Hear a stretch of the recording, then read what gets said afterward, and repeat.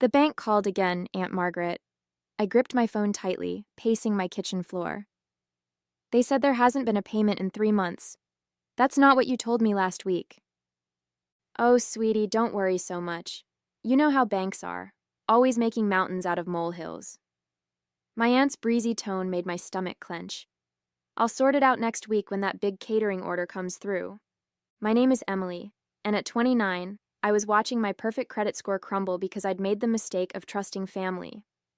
8 months ago, my Aunt Margaret had swept into my life with dreams of opening a bakery, complete with Pinterest boards and promises of becoming the next great success story in our small town. "You're the only one who really understands business, Emily," she'd said over coffee that day, spreading out her elaborate plans. "The banks just don't see the vision.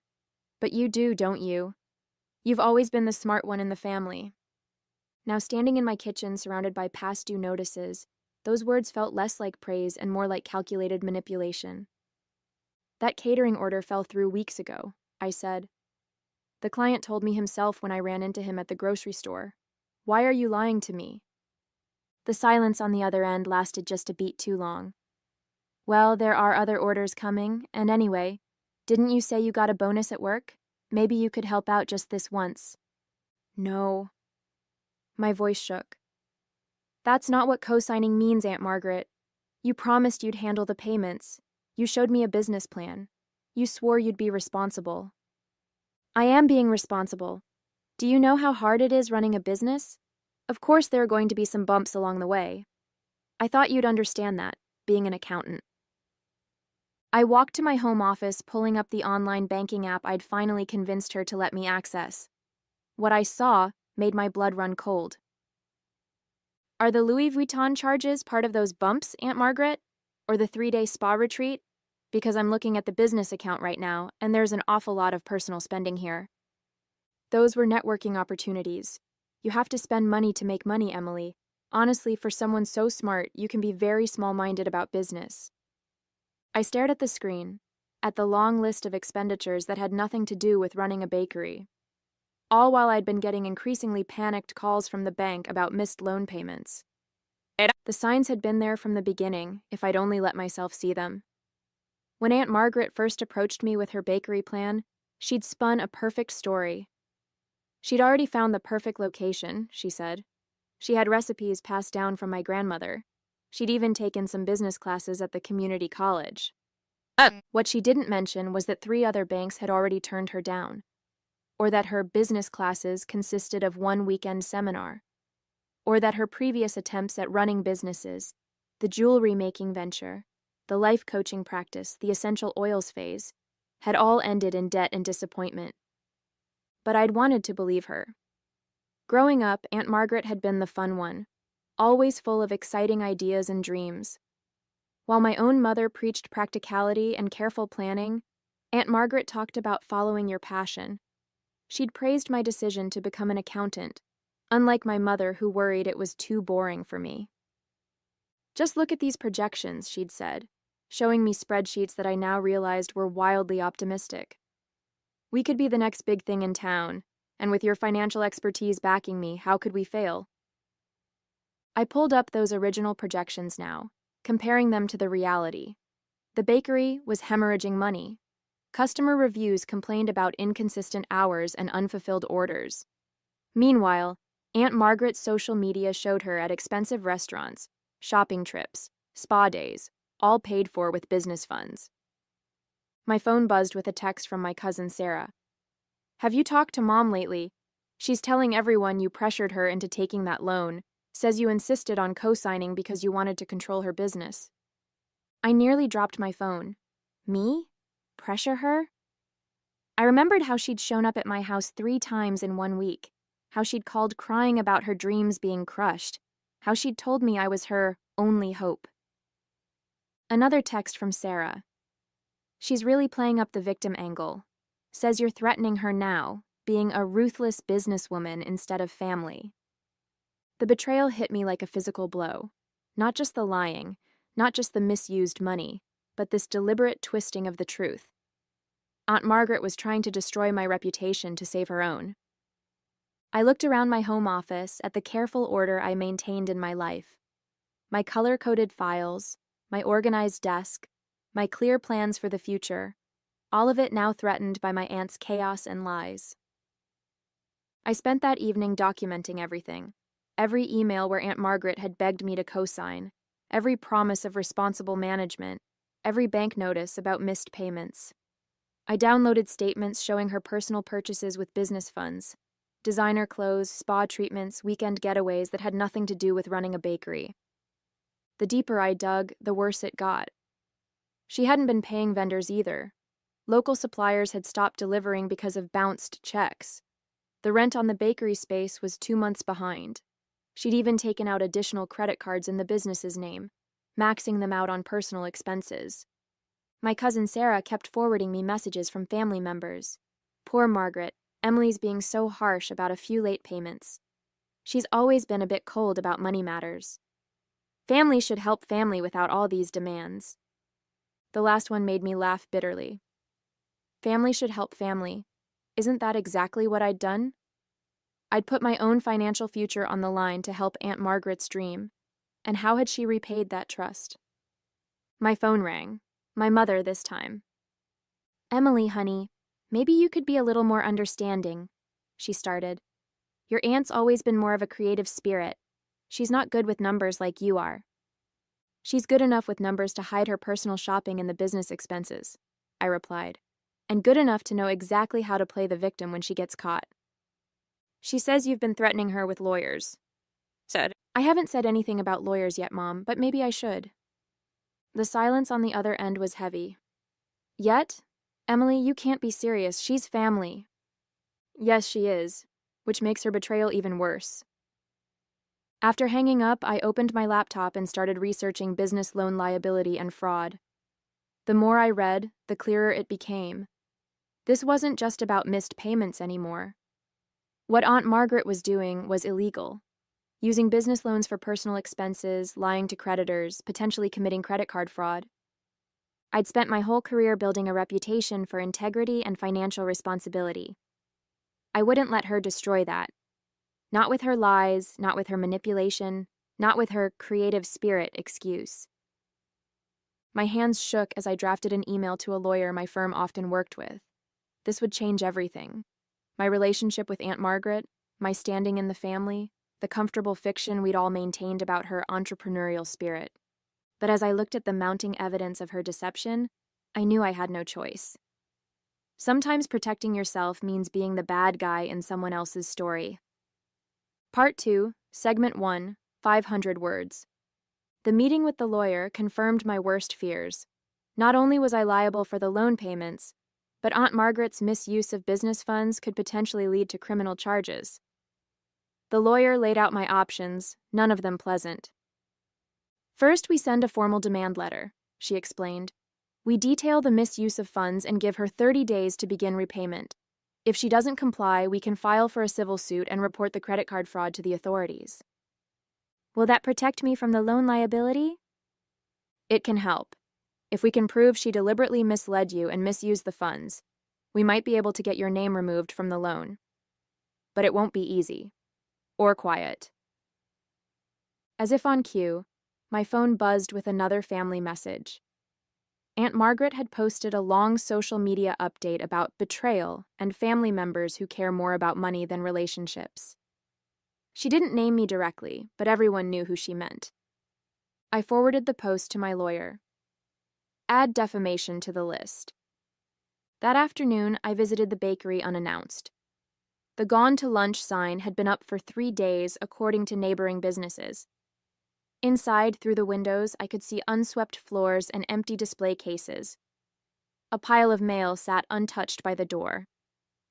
"She hasn't been in much lately," the owner of the neighboring coffee shop told me. "But we see her car at the country club all the time. Guess that's where she does her business meetings." And I thought about all the times Aunt Margaret had talked about her networking events and client meetings. How many of those had really been social outings, paid for with business funds, with my co-signed loan? My phone rang, Aunt Margaret's number. I let it go to voicemail, then played the message. Emily, darling, I hear you've been talking to lawyers.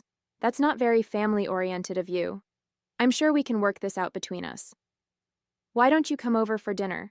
I'm making your favorite chocolate cake. Remember how you used to love helping me bake when you were little? Her voice was sweet, cajoling, the same tone she'd used to convince me to co-sign the loan. But now I could hear the manipulation behind the warmth, the calculation behind the nostalgia. I texted back a single message. All communication needs to go through my lawyer from now on. Then I blocked her number. The demand letter hit Aunt Margaret like a bomb. Within hours, the entire family was in chaos. My mother called in tears, begging me to reconsider. My cousins bombarded me with texts, some angry, some concerned.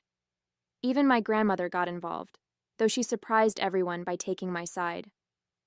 Margaret's been getting away with this behavior for too long, she said during our weekly lunch. Remember that time she borrowed my wedding ring for a photo shoot and pawned it instead? The family covered that up too. I hadn't known about the ring, or about the maxed-out credit cards in my uncle's name that my grandmother mentioned next, or about the borrowed car she'd sold without permission. Each story revealed a pattern I'd been too blind to see.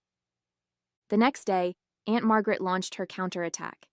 She sent a mass email to the entire family, including distant relatives and family friends. In it, she painted herself as the victim of my corporate greed and lack of family loyalty.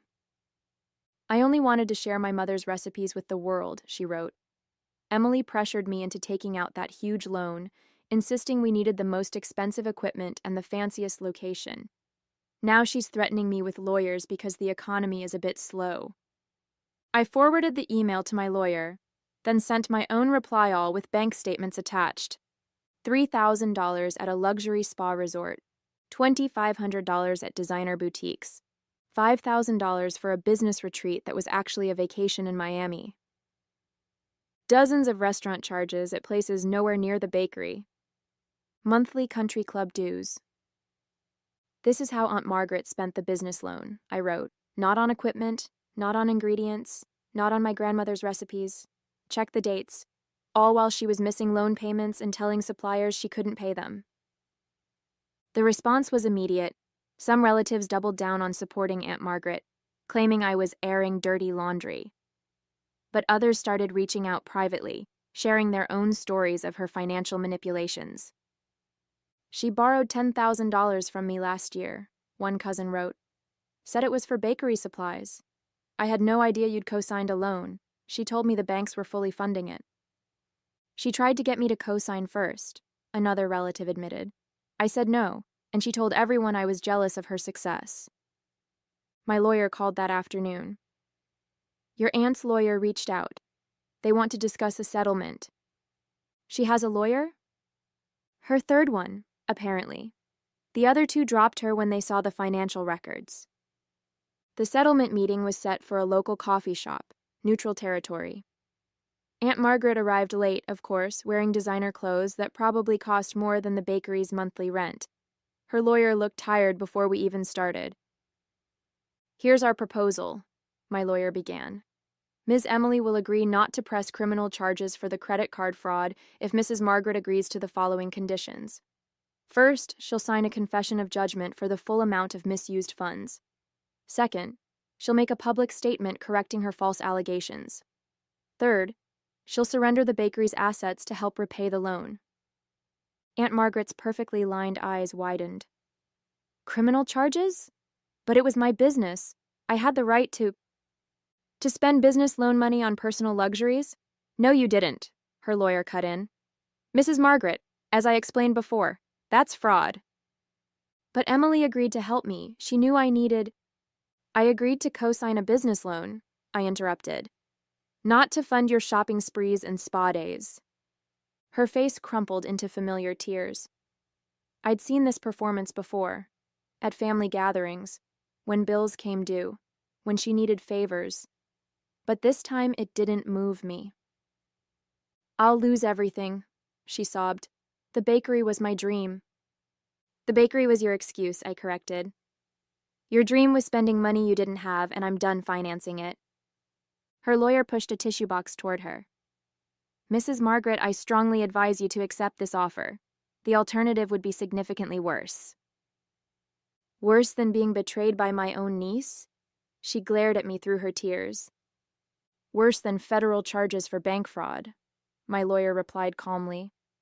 Ms. Emily has documentation of every misused dollar, every personal purchase disguised as a business expense, every bounced check, every missed payment. Do you really want that presented in court? The tears stopped abruptly. Aunt Margaret's face shifted from wounded victim to calculated assessment. I recognized that look. She was weighing her options, just like she had when she'd first decided to target me for the co-signing. I'll need time to consider. You have until tomorrow, my lawyer said.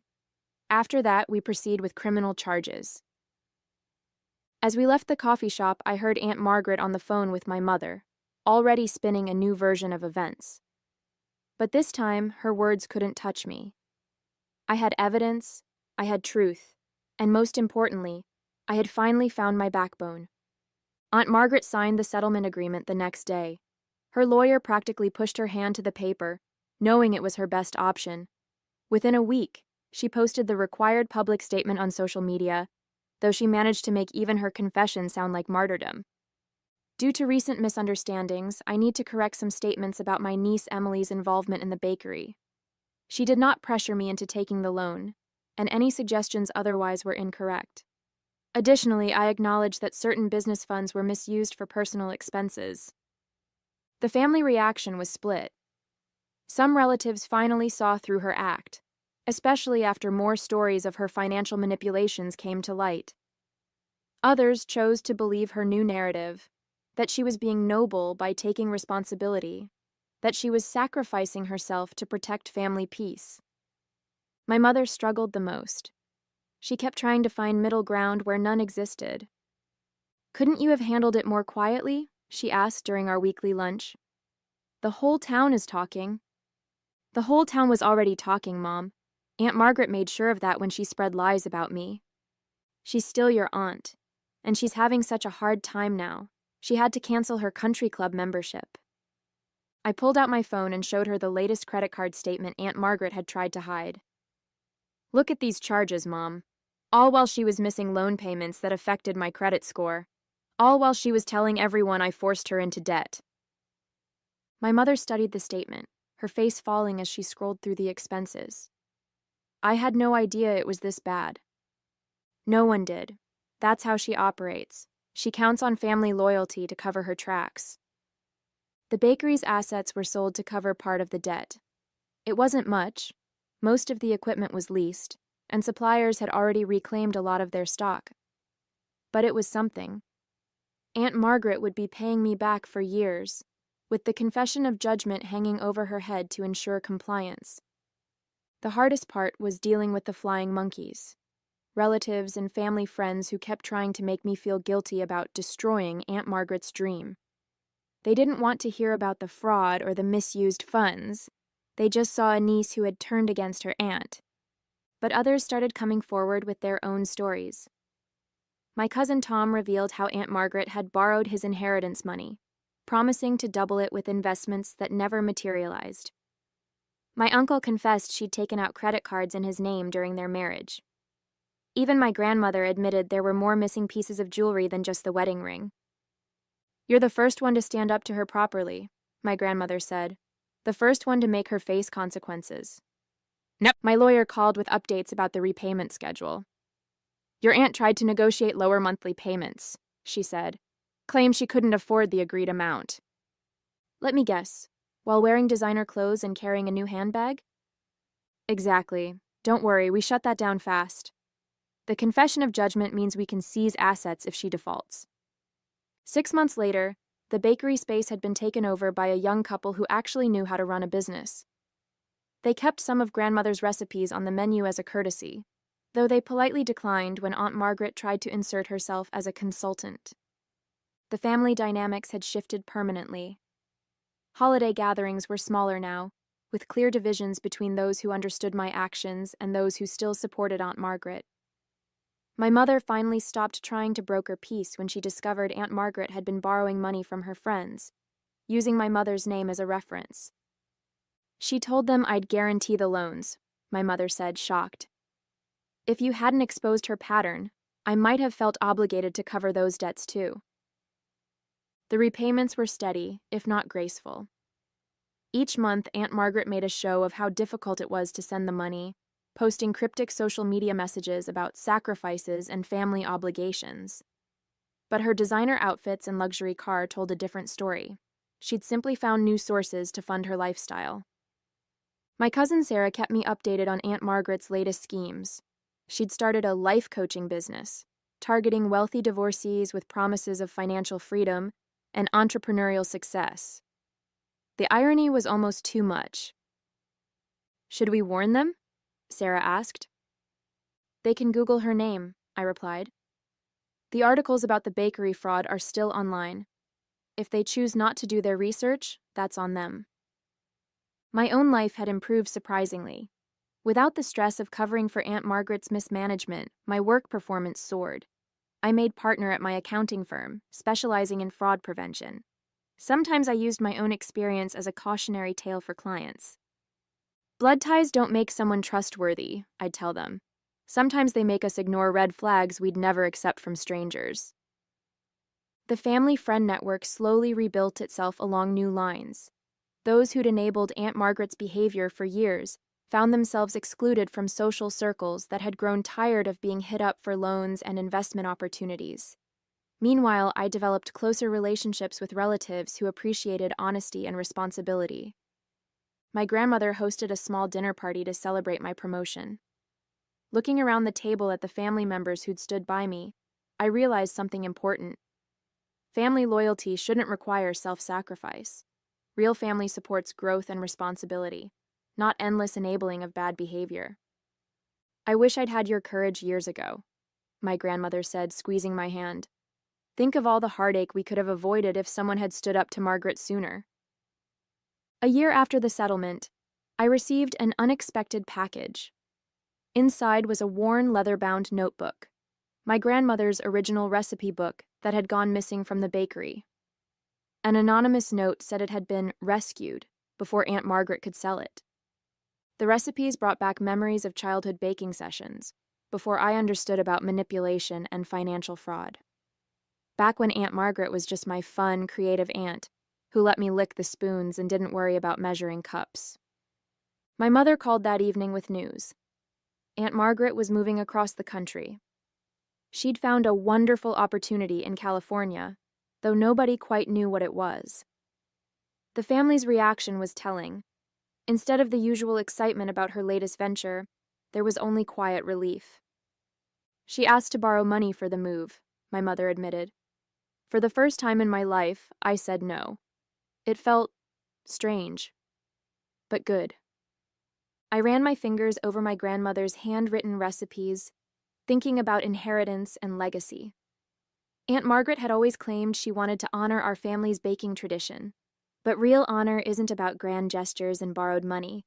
It's about respect, responsibility, and truth. The notebook now sits on my kitchen shelf. Sometimes I bake from it, measuring carefully, following the instructions exactly. There's something satisfying about doing things the right way, even if it's not as flashy as Aunt Margaret's dreams. It's a reminder that some things, trust, reputation, family bonds, have to be earned properly, not bought with borrowed money and broken promises. During the holidays that year, our smaller family gathering felt more authentic than the grand parties of the past. My mother baked cookies using grandmother's recipe book, measuring each ingredient precisely, a small but significant change from Aunt Margaret's creative approach to following instructions.